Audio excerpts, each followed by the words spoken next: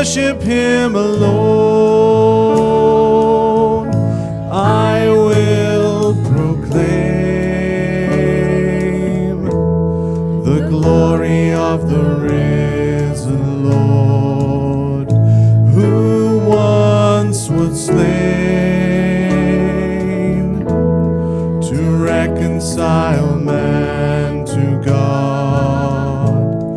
Forever He will be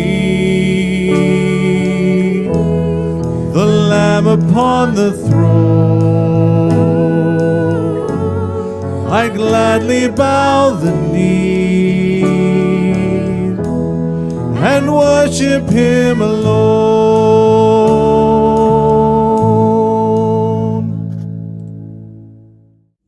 We are told at the very beginning of the Bible that God created the heavens and the earth and everything that is, including humanity. We are told that God created man in chapter 1, and then chapter 2 created male and female, in both cases in his image.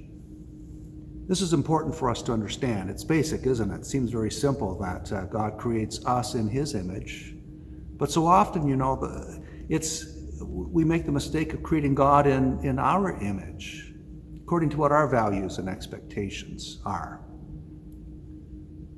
Let me explain. For me, in my case, I've always held performance to be a very high value.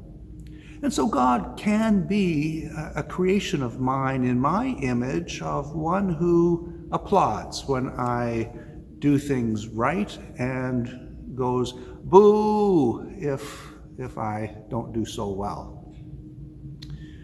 What about you? Perhaps you're a perfectionist.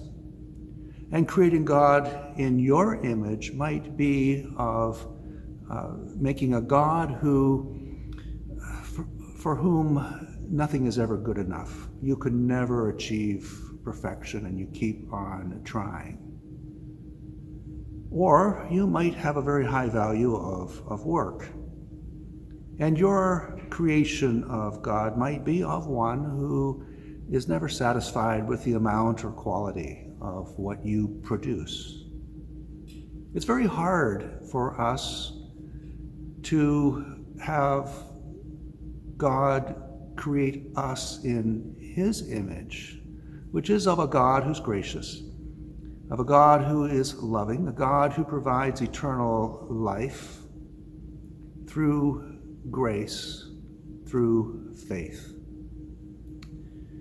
What a blessing it is, what a freedom it is when we allow God to create us in his image and not vice versa.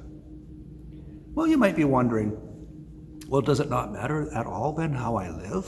Is not what I do important? Is not my behavior something that God would evaluate and have certain expectations of?